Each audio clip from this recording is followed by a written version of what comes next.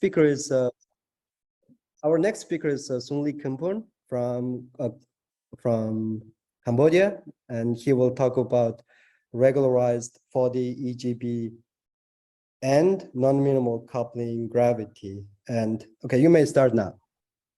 Okay, thank you. Hello, everyone. Long time no see. Okay, and my apology that throughout the workshop I cannot join regularly because I have an official mission. They have to present. So let me introduce myself. My name is Khimphun. I'm the former student of Professor Khimphun Lee. Now I'm working at Royal University of Khimphun. This is my pleasure to have a chance to present our new theory, new study of this theory. So we call it regularized 4D EGB. You might have heard it before about novel 4D EGB around 2020, and people was excited looking at this, something that really bypassed the Laffer theorem. But now we have to safely mention it clearly that it's not novel, it's regularized. And we somehow, as you can see, obviously we introduce nominal coupling, which somehow sounds redundant, but you will see, and I'm trying to convince you that maybe our model is interesting as well. So the content would be, I will introduce some story about this regularized EGB, and then some motivation for our non-minimal coupling, and then briefly mention about the scheme, and then some results that we apply to small molecule, some conclusion. Okay, so in the introduction, I'm going to briefly say something about modified gravity theories, which is quite exhaustive, and then look at some exciting phenomenological result of novel 4D EGB gravity, and also its property, its aspect, its a peculiar concept property versus Laffer theorem. And then because of this kind of strange result, strange assumptions, people with question mark. That's why there are lots of comments on the EGB gravity, and then people settle down to something they call regularized scalar tensor theory. So there's a regularized after regularized, and that's the same thing when we introduce nominal to the grounding, and we regularize the scalar field again. So as you can see, in a modified gravity theory, so many things to consider, and to make it really deviating from the GR. So these are the criteria, one of which is higher dimension. There's a well-established framework for the string brain theory. And it could be a Gauss finite, which is very interesting in higher dimension. So exclude the 4 dimension. And then the next one is introducing extra degree of freedom. So the most general one is of the speed theories. Yang just presented. So the philosophy is that this one mainly based on geometry, here based on introducing degree of freedom. So none of them violate Laffer. So if it violates, then it will be novel. It's not just modified. It's not just different from GR, it's something else. And you can see modified gravity theory has been studied in different way, different assumption, fundamental assumption. But one thing is clear is to solve the problem of lambda CDM. the vacuum problem. And like this kind of theory emerged in the approaches, and still now it's considered radical. Similarly to the non-locality, because locality, Lorentz invariant, and stability are the important criteria if one need to introduce modified property theory. And there are many more that I'm not familiar with. But what I'm going to say today is related to Gauss-Bonnet, but in 4D. And somehow at the beginning, it's like Gauss-Bonnet without extra degree freedom. So still have 2 degree freedom, which violate Lovelock gravity. But turns out that it has the connection with this scalar theory. Okay. Okay, so let me mention about low free gravity versus a Lovelock theory. So this work is based on the work by Khimphun. So the title is Einstein Gauss-Bonnet gravity in 4-dimensional spacetime. Right? There's no nominal coupling mentioned. But the concept is a little bit different. One should not start from 4D. One has to start from arbitrary dimension like this. And one should not fix it, the dimension. You should not fix this 4, 5, just so D. Right? And then you have this alpha, it's a coupling constant, and G is obviously constant term. Then to variation respect one in this. So this is anti-symmetric in 5 in this. So you know that in 4D it should vanish. Then one can just take trace and then obtain the overall factor D minus. That's why it's topology, which made it vanish in 4D. So by looking at the trace, it's obvious that the authors, okay, good. Now what happened if you set D to 0, then 0, and there's no contribution from Gauss-Bonnet. But let's say scale alpha like this to alpha over D minus 4, and then consider the limit, not setting D to 4, but taking the limit of this space-time dimension, which implies that the space-time dimension is to be 0. Okay, so basically one divide something like this. So you can also include this constant. So then the thing is that now by observing the trace, and take scaling this into the limit, then this limit would give us the finite value to the equation. Then they consider this maximally symmetric time. So that you see that from here, D and D cancel out, so this becomes finite. So that now you have a contribution of Gauss-Bonnet. And they study and obtain these 2 branches of the solution. And the plus one, I think, is a GR, and minus one is going to be GB. So in the sense that if you take the small limit of alpha, you cannot set alpha to 0, then that's GB. So minus is GB, plus is GR. And they also check the FLR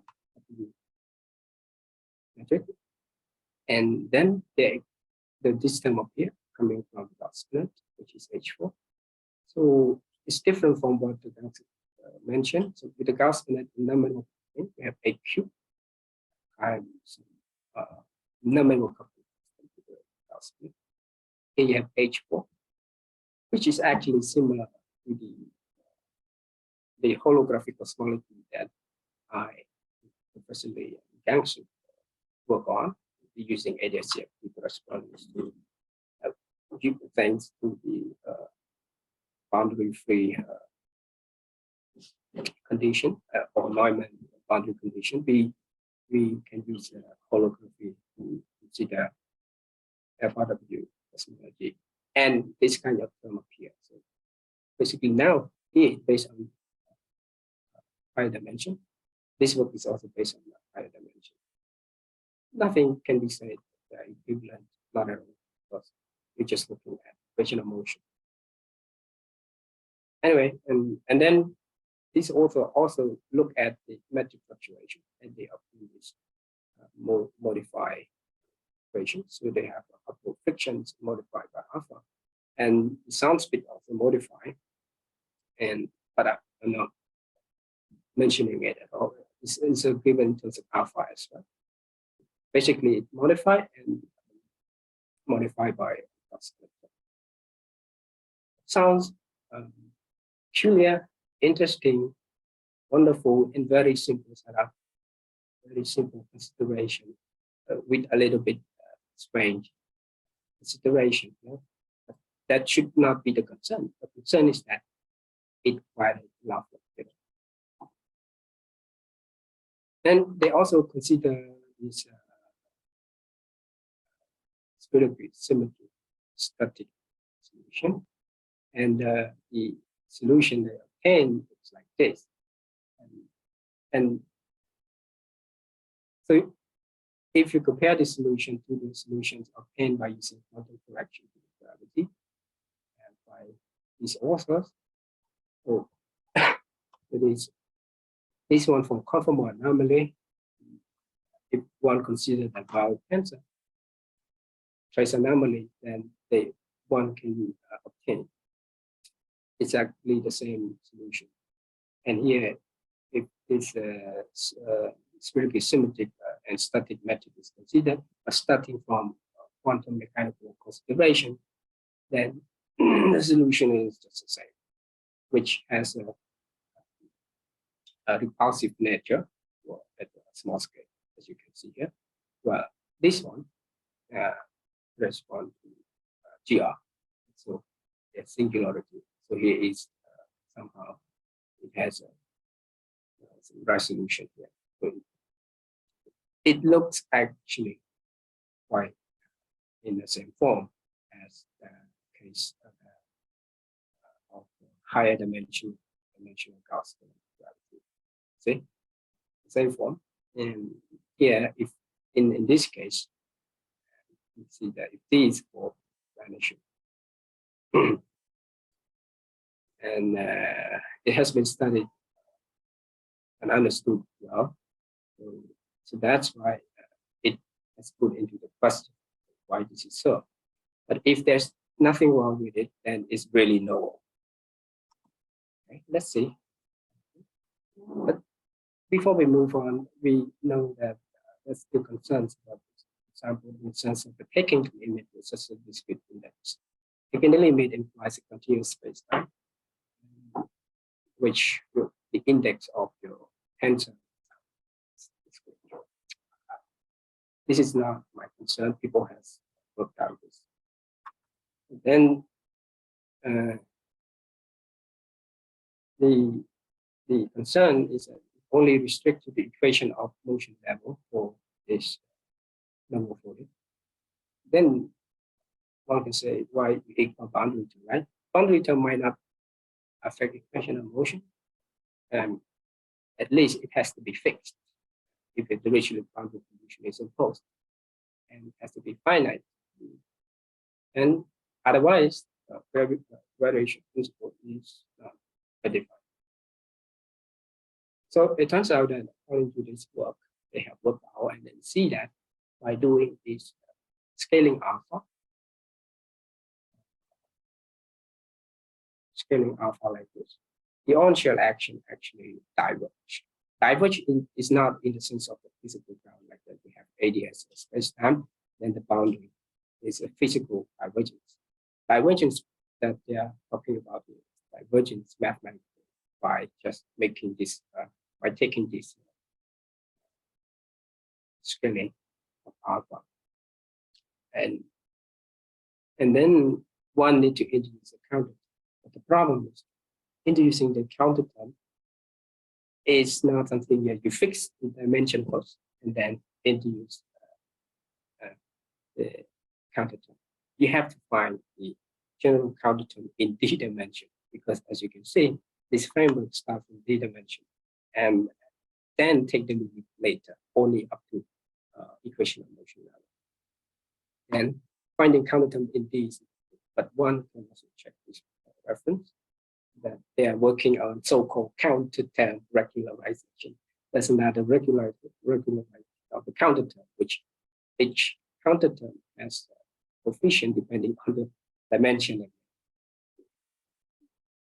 Yeah, but it's still interesting if one can find this general counter term working in general dimension and then take the finite term from Gaussian. Definitely.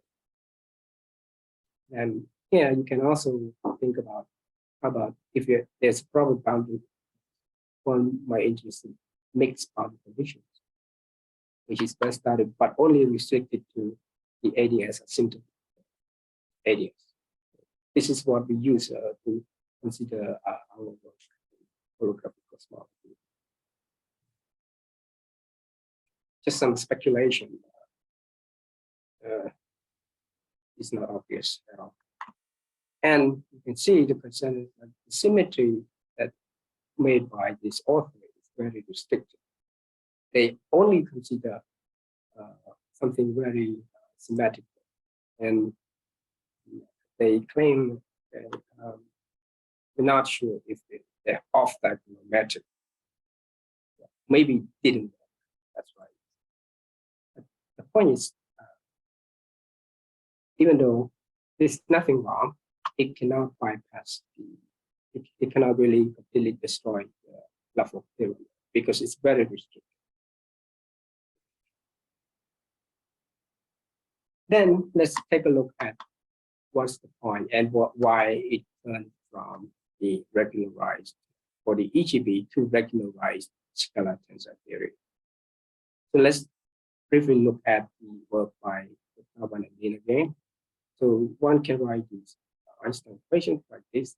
This variance opinion, as I've shown before, can be written in the closed form like this. So identically vanish in 4D because of 5 indices anti-symmetrized. Then, okay, that's fine, but take the trace, then you get D minus 4. Okay, if you scale alpha with D minus 4, cancel out. Good. But if you look at there's a flaw in this consideration, this one, it only concerns with the trace, so that it may be ignored other degree of freedom. Then there are people who give comments on that, very strong comments. So the abstract start from saying no. So the title is there a no Gaussian period for dimension? The answer is no, and acknowledgement by this. So they start like this and like this. And the point is this: the argument is, okay, you can write H mu in this, decomposing into this tensor, and this one is given by Y tensor, and here is given by whatever the combination of two rank symmetric metric like this.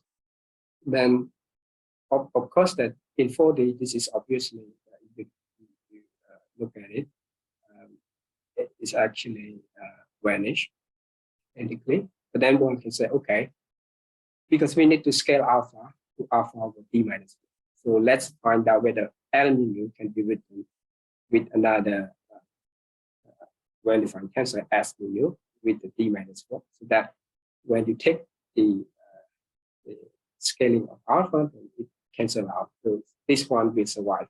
This one is important because this right-hand side to really work well with T mu, it has to be divergentless. It has to hold the Bianchi identity. But because of this vanishing, so Z mu is not going. You see that Z mu can be written as D minus 4, so it cancels out with the scaling. Then it will violate because the divergence would not be vanishing. But that's the claim, and that's why it's not new. What does it mean then? If this is the case, then it means there's a hidden degree of freedom there. It's not considered because one only considers trace. Okay. Then people realize that maybe extra degree of freedom or constraint equation is needed. What else? So these people, we met at the Cosmo 22, not much common, but they are interested in what we did as well. But, so these people, what they do is say, that, okay, the regularizing in 2D has been done before for 2D gravity, where I also managed that case. So they're doing some trick like this, introducing this term, and then they introduce quantum mode transformation, and then writing it back into this original metric, and they end up having this regularized action, and with this field equations and so on, and they claim that this is conformally equivalent to saying that having R killer for 0. So now you have the 2D gravity. So they using this approach in order to regularize, but not regularizing R, but regularizing the Gauss split. The end uses minus alpha like that. And doing this same procedure, they end up with this kind of equation. And they concluded that actually this is just a Hondesky class of theory.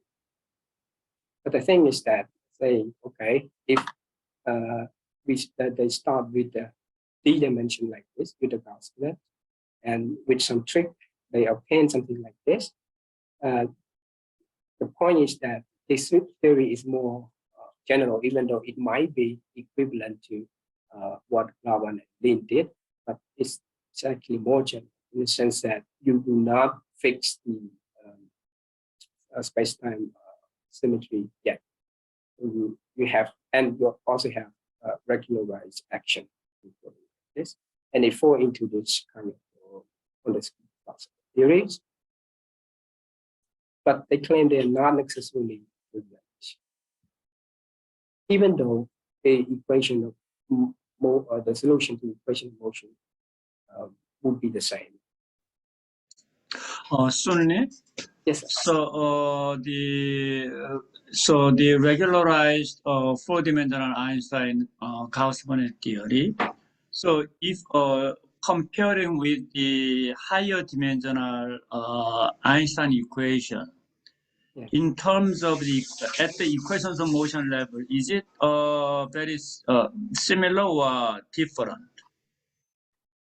Up to the equation of motion, it's not the same, but not much different. Could you show the higher dimensional Einstein equation with the Gauss-Bonnet and the regularized four-dimensional equation? Maybe I can show you this solution. That is this already solution. Solution, yeah, but I don't have it. Oh, I see. So, in how does the Einstein the equation Einstein equation look like in higher dimension compared to the four-dimensional? Can you show the four-dimensional regularized EGB equation? Maybe I can come to when we discuss cosmology. Maybe. Yeah. I see. This is the only four-dimension. Oh, it's a general dimension. This one. This one is actually general. Yeah, top three. Yeah. Those. Yeah, those are in the general dimension. Yes. And even in the fourth dimension, that form survives by taking special coefficient alpha. Yes. So this cancel out. This one survives. So at the equation of motion level, at the formal level, not only in higher dimension, but in the 4 dimension, it Indeed. still survives. So in the same form. Yes, yes. It will survive. Mhm. We see it now. And at the some you showed some solutions of the metric, right, in higher dimension. Yes. And similar solution exists in 4 dimension. No, no such thing. For example, here, a 4D solution. So there's no 4D solution that look like. I see. So even though equations are very similar, but the solutions, so this higher dimensional solution does not survive in 4 dimensions somehow. Yes, that's not. I So it's see. quite different. But it has the same character that is positive. Yeah. Okay. Okay. Thanks. Okay. And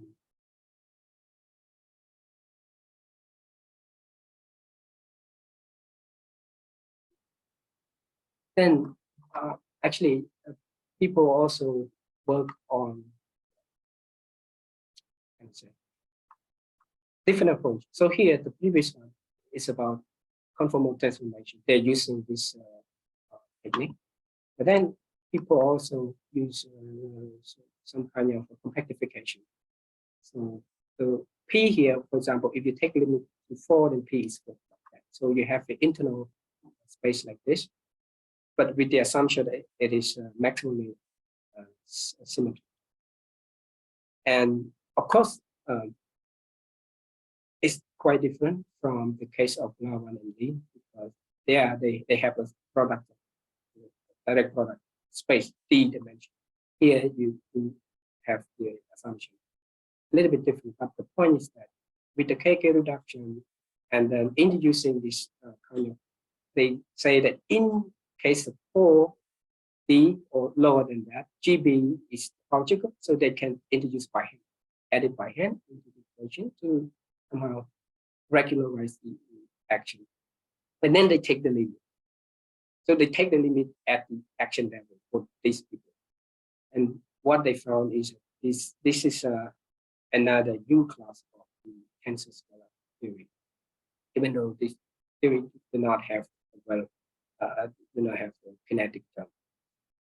Then these people, they actually start from here and try to see up to, they consider the scattering amplitude, and then they conclude that after all, this one, because like the likes of kinetic, it becomes strongly coupled. And then what they have to do is to scale back after the demands for alpha tilde, then it ends up with this theory, which means what we start from regularizing for the EGB is equivalent to this one. You can, after taking the limit and without the strong coupling, it becomes. And then now you can consider kind of even lower dimension. You don't need to just regulate at 4D. Whatever term in the Lagrange that does not appear in a particular dimension and appear in other dimension, you can regulate. That's the something left behind this one. So if you have, let's say, F tilde, which could vanish in particular dimension, you can regulate it using this technique. So now you have not just 3, 4, 4, you have gravity for 3D, 2D, and so on. So yes. So what is the motivation for the first equation? First equation. The first line, you have equation. Yeah, that equation. So, so it's actually it's a consequence of regularizing the for the EGP. So actually, I'm just copying this one. Yeah. I see. Yeah. So could you tell me where does the higher order term, like gradient phi to the fourth power, or Laplacian phi del phi square, is all fourth order quartic terms, right, in derivative. So what is the origin? The origin of this is from I think from conformal transformation. Conformal transformation. Yes. So the tilde here means you conformal transformation, and then they write it back into this form. So they arrive at this. They write the tilde terms instead of non-tilde. Then they arrive at this. Is this a special case of the Horndeski? Yes, they claim it's a special case, even though I do not. I see. Okay. Somehow it occurs by the conformal transformation. Yes. I see. Okay. But what they claim is that starting from here, they're not fixing coordinate yet. At least it's better than the original.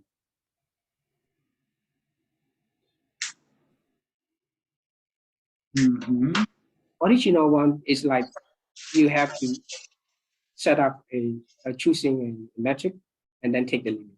Here they take the limit at the level. So the lesson is that in the regularization in 4D, either you live with a Gauss-Bonnet or by some conformal transformation, you can get rid of the Gauss-Bonnet and live with some scalar field. Is that what you're saying? That's well, the lesson. There's also Gauss-Bonnet still there, 5 times G, right? Oh, yeah. Yeah, that's right. 5G here. Okay, I see. Yeah.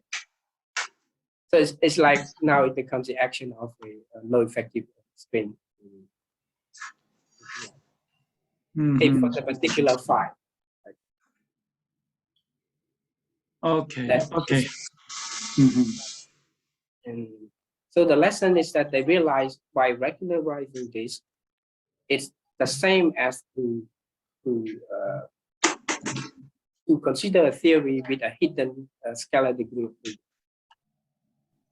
And one can say that it's also by thinking of regularizing it is like thinking of introducing a conformal anomaly in gravity. So now you can have all this scalar theory. Now the motivation we are working on is that we would like to combine this scheme with a non-minimal coupling. Sounds, oh, why? Right? Because usually non-minimal coupling is already implies introducing a new degree of freedom to the 4D. Otherwise, because it cannot bypass a lot of theorem. Then why one need to do the regularization again, which somehow introduce trouble. Yeah. Let me try to convince you. So then we look at the dynamical system approach to just simply check the stability, and then look at some result from. So here is the action. So notice that we start with the dimension, and we have potential, magnetic term, and then I would say this is from a string motivated action. So quite different from, you might say, well, this just looks like a particular case of what they obtain here, right? Because you have phi GB here. If you take phi as phi to the d minus 4, and you take the derivative, then all we can solve when you take the limit, you are left with just this, right? But I would say here we start from string motivated action, and we do not reject, or we do not try to say, okay, from the original regularization scheme, they're trying to claim that it has only 2 degrees of freedom in 4D with the contribution of Gauss, no extra degree of freedom. from the scalar field. Here we say, no, it has to be there. Let's be there. Let's have it. But still use the regularization scheme, which means I will take the alpha, scale alpha like this, and then to really make equation of motion, right? One need to introduce. You can say now we regularize the nominal coupling function if you want, because it depends on demands. So then we have this stretching tensor from GB. There's a more term, but I'm just saying that now we have over D minus 4 after scaling. Then this term is fine. This term will vanish. But this term will cancel out. So now you're gonna, this term is not vanishing. This term will give you the over D minus. So that, and now usually if you use a nominal coupling only without scaling, you don't have this. You only have this. That's what I'm saying. Then with our metrics, which we do not do any compactification for the higher dimension, so it's just simply the product of the dimension. Then you take the limit. This is the equation motion that we obtain, where here obviously that nominal coupling will give you 8 cubed, but here from the scaling definitely it will give 8 4. So now you have 8 cubed, 8 4 together. Then just doing some dimension that's variable, change the variables, and then one can write equation in terms of this omega, and then we are choosing the potential to be like this. Sunli, could you let me see in the previous page? I have a little bit difficulty in following. In the right-hand side, by taking limit, you got this one. So where is the Gauss-Bonnet term effects? So that's okay. So here the action is on the top line action. Yes. Without any scaling. Okay, so that's the usual non-minimal coupled Gauss-Bonnet term, right? Yes. Okay, I see. Okay, so the box is somewhat familiar then. And then the left-hand side, by scaling the same theory, the part of, so the equation you wrote in the left-hand side, is it equivalent to the right-hand side? Is it equivalent theory? Yes. Here to here. So by doing this, you obtain this.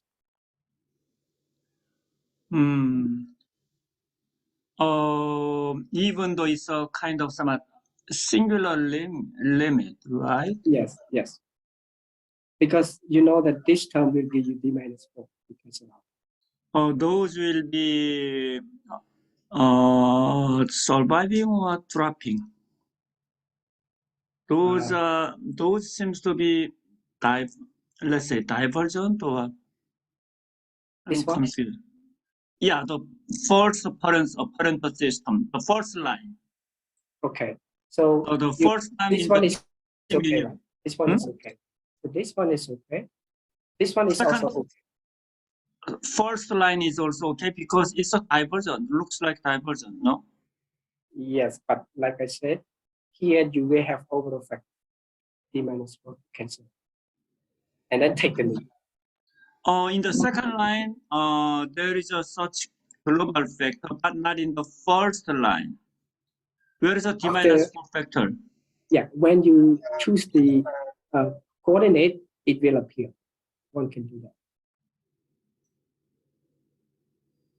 Oh, I see, it appears. I see D minus 4 factor appears.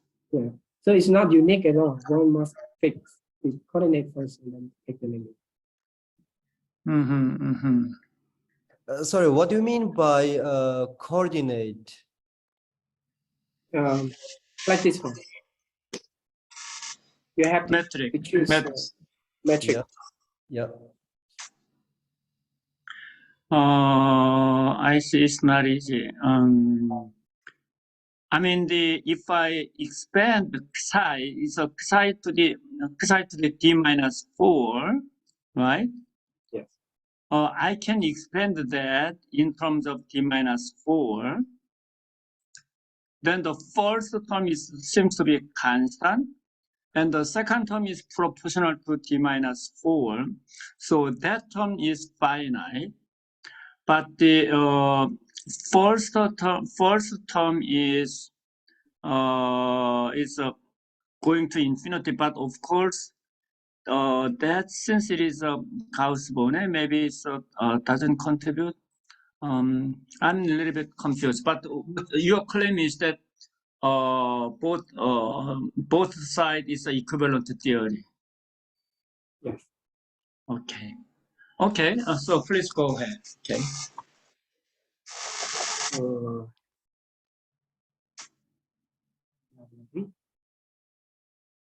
Okay. So fixing potential this function psi, what we're looking at simply is just a fixed points.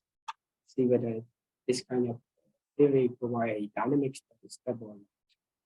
So we just use a linear stability theory, commonly used to analyze stable fixed point by looking at the signs, the eigenvalues of Jacobian. So simply that this linear theory scheme is just define dimensionless variable. So certainly, so you will also mention what is the fixed point solution look like here? I will have something like this. Oh, okay. So I see you are saying, okay, good. Okay, sorry. Yes. Then we have obtain system equation, solving eigenvalue problem, obtain the eigenvalues of the matrix, and then this is what we obtain. So we have 10 points. So what we focus on is only from A7 to A10, because that corresponds to alpha GB, which is non-zero. Here is just GR. So let's say what we're looking at is just for the negative eigenvalue, which is determined here. So if it's negative, all negative, step. For example, A7, A8 should be clear that it's negative under certain condition. Condition here, I'm not writing it too much. And then we also look at the parameter space for the existence here, saying that this has to be real. So you have the existence, and then stability is determined by eigenvalue problem, eigenvalues, and then we find that 7, 8, 9, and 10 could be fixed point under certain conditions 1 and 2, which give the parameter space for mu and lambda. So mu related to psi part, lambda is V5 with potential. And we are just plotting this thin plot to see whether this is the case that 7, 8, 9, and 10 could be fixed point. The dashed line here, it has some constraint of that it becomes singular. So one should consider parameter space here. So these shaded regions correspond to the accelerating phase. And then we have to consider. Okay. Okay. So you are talking about the fixed point here. Okay. So please go ahead. Okay. Okay. Then we look at the time evolution of this, and then you see that there's no missing history here. We have omega r dominated, and then omega n, and then omega 5. And then this one, blue, is actually effective step. Start from 1/3 and right now current time, which is lower than -1/3. And then if you increase lambda here, then this value will increase, which is corresponding to how this x here trying to run against the dash one. So the X here corresponds to phi dot, and the dash corresponds to the potential combination. So it's trying to catch up with the potential combination if lambda is increasing. And according to this model, lambda would be around this value, not smaller than this. And then we can do more constraint on it, and then turns out that lambda for this fixed point should be between 0 and 0.3, so that it will fit with this data. So that's the parameter, cosmological parameter that we have to constrain. Basically, we have stable points, and the history of the universe is okay as the standard one. So, Sunny, could you remind me the parameters of mu and lambda? Mu is psi pi, and lambda is v phi. Phi and lambda is v phi over v. I think you can go one more slide back. Right. Good. Yeah. Also, yeah. One more slide. One more. Yes. Good. You Okay. can show the shape. Yeah, there. The lambda and mu, they are basically the potential parameters, the potential and coupling function parameters, right? That's right. Oh, that okay. So that okay. Lambda in the exponential. Yeah. The Okay. lambda is the potential parameter and mu is a coupling function parameter. Like that. Good. Okay. Great. Great. I understood. And you said, I mean, what is the stable? Could you indeed one more late? Yeah, next one. Yeah, here. So you said which one is the stable solution or something? Oh, these are all stable, based on the stable fixed point. But here we're trying to constrain this lambda and mu with the expression of data. So And here the vertical axis is essentially on the left column. Vertical axis is essentially some W. W of the each W effective. Oh, that's the okay. So W effective one including all the ingredients like radiation, matter, and the phi. yes, That's the blue color. blue color is omega effect. Oh, blue color is what? It's an omega effect. Omega Maybe effective. it's Okay, so I mean, eventually it will go to the -1. That's what you're saying, right? yes, and then it increases if you change it. And but if lambda is increasing, doesn't go up to the -1, but it's still smaller than -1/3, so that it is still accelerating. Yes, if lambda is smaller. Okay, and what was lambda, by the way, again? Lambda is v phi. Oh, I'm sorry. Lambda is a v phi. Okay, so v phi. Okay. Oh, yeah. Okay. Oh, the parameter and the potential. So lambda peak means potential drops faster. Is that right? As a function of I. Am I right? Or Let me see the definition of. Yeah, so it's so if exponential lambda minus lambda increase minus or it drop faster. drop faster, right? So potential is becoming 0 faster. So that means this non-zero value of the potential is going to be the playing the role of the cosmological constant, or let's say dark energy, right?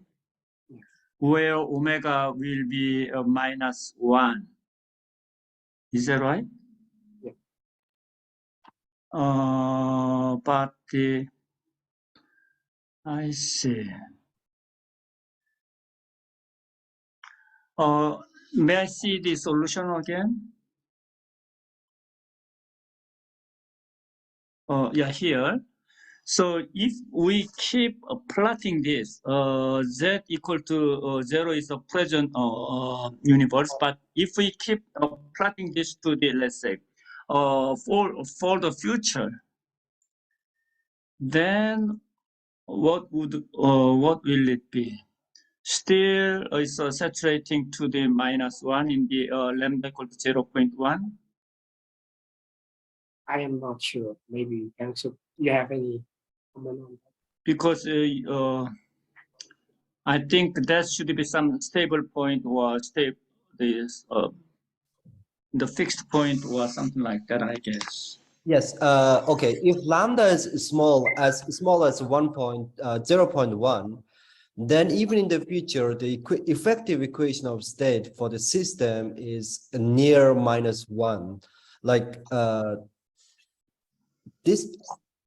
No, maybe you cannot see my screen, right? Okay. Anyway, behaves like a constant, somewhere close to -1. But only when lambda is as large as 0.6, then effective equation of state grows. In the future, it approaches to 0. That was a tendency that I could see.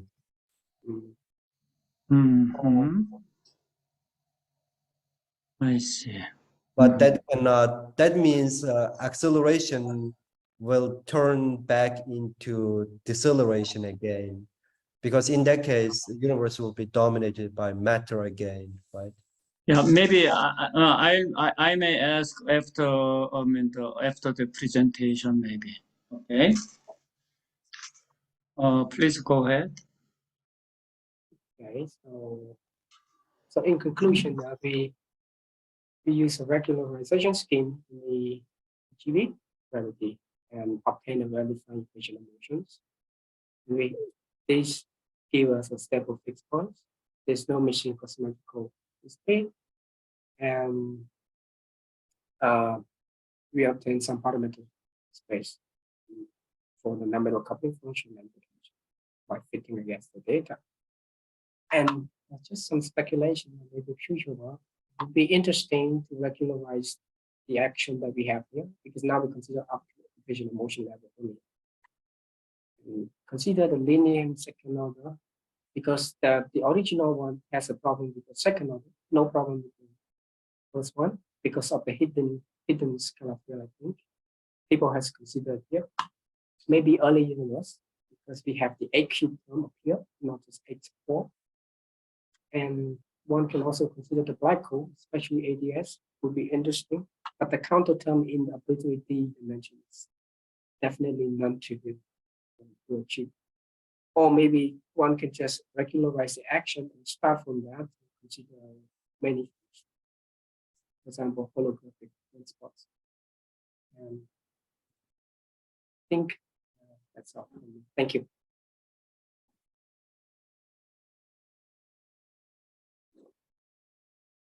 Hello?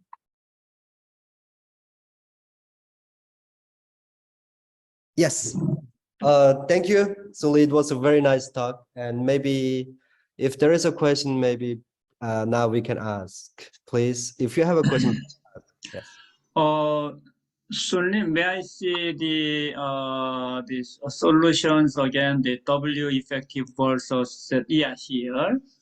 So if I take a look at the blue color dotted one, which is the W5, right? Yes. And it's almost -1, which means the kinetic is negligible and the potential is dominating. But when lambda is becoming larger, suddenly it's becoming increasing. That's somewhat surprising.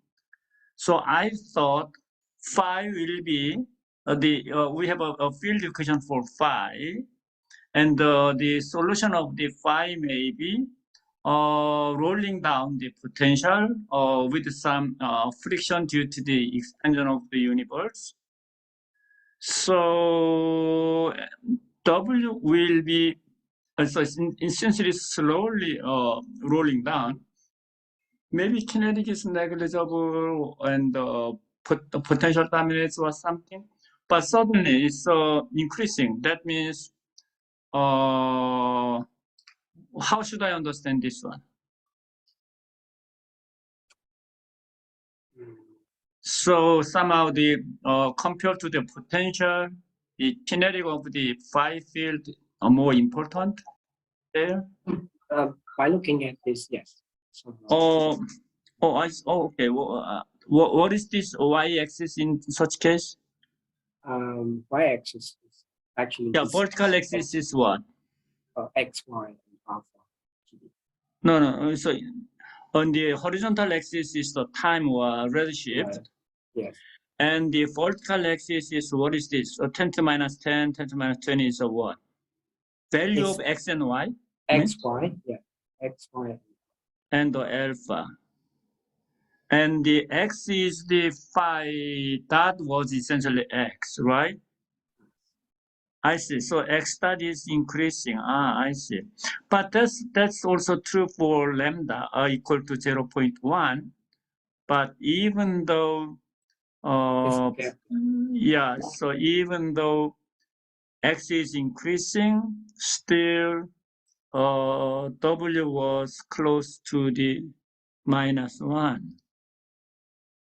But it's a little bit surprising.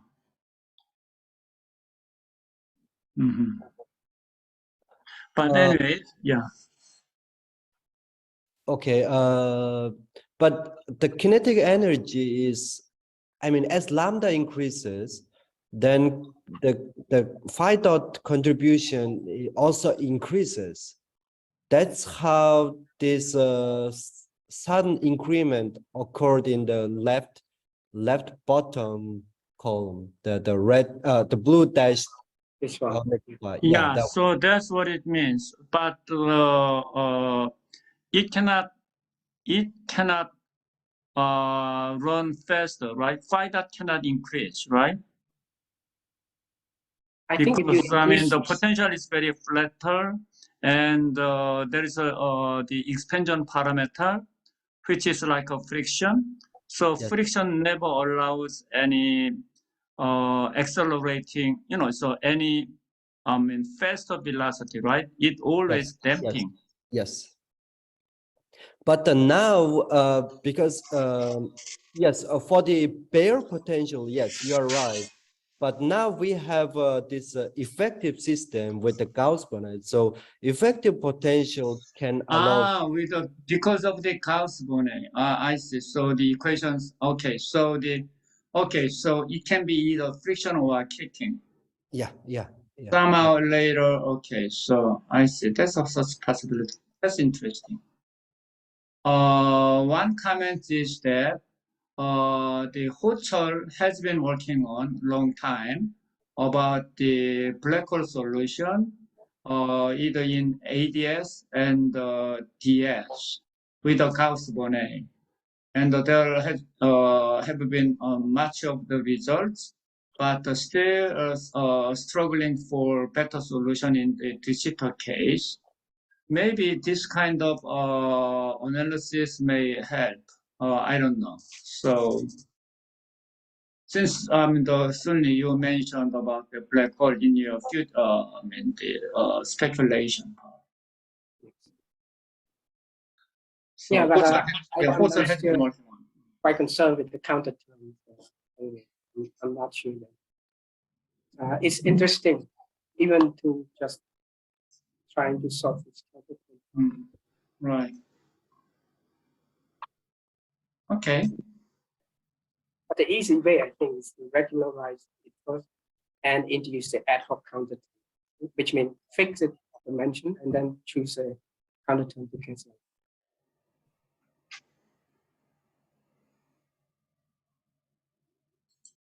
Okay. If there is no other question, then may I ask one question? So can you go back to the slide where you have this conformal transformation and you have this the horrendous, yeah, that one. So how this the scalar field in front of G appears if you have a conformal factor like G tilde mu is exponential 2 phi G mu. Well, actually, you can write it back. So first of all, you just compute writing this, right? In terms of this.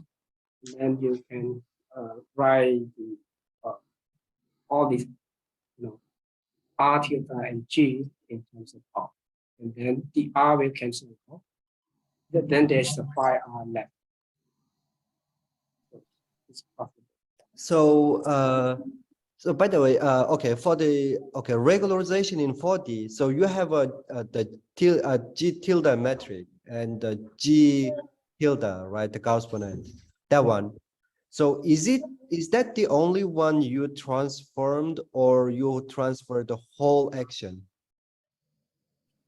How about just this one is enough, and then there's a term will cancel.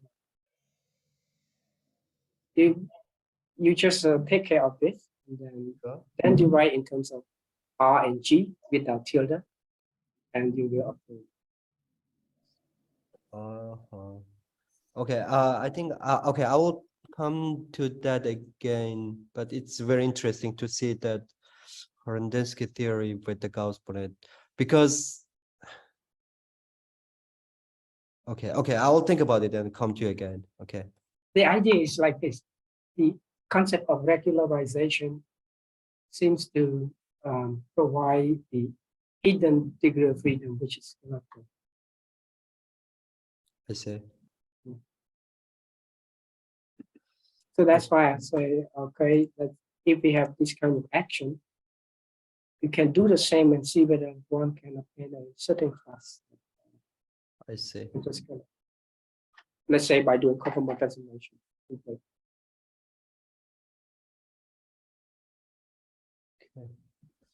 Okay. Anyway, at the end of the day, whether there's many problems of it, the main idea is that whatever, not just the gravity, whatever it is, as long as it disappears in a certain dimension, you can use this, and then it will appear.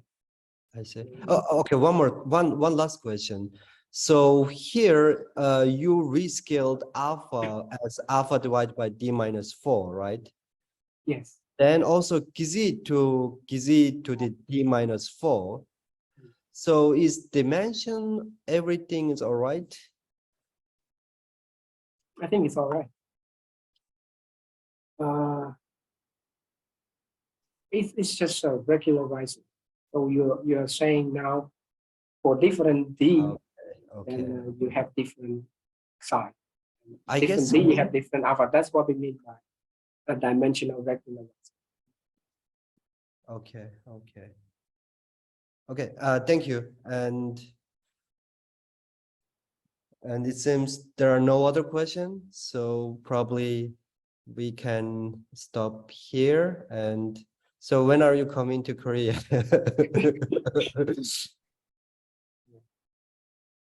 Soon. Okay. Maybe next year, early next.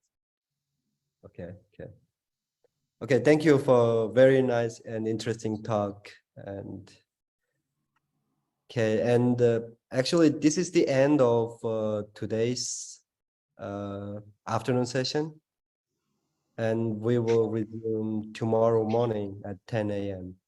Okay, thank you all for participating, and I will see you all tomorrow morning then. Okay, bye-bye.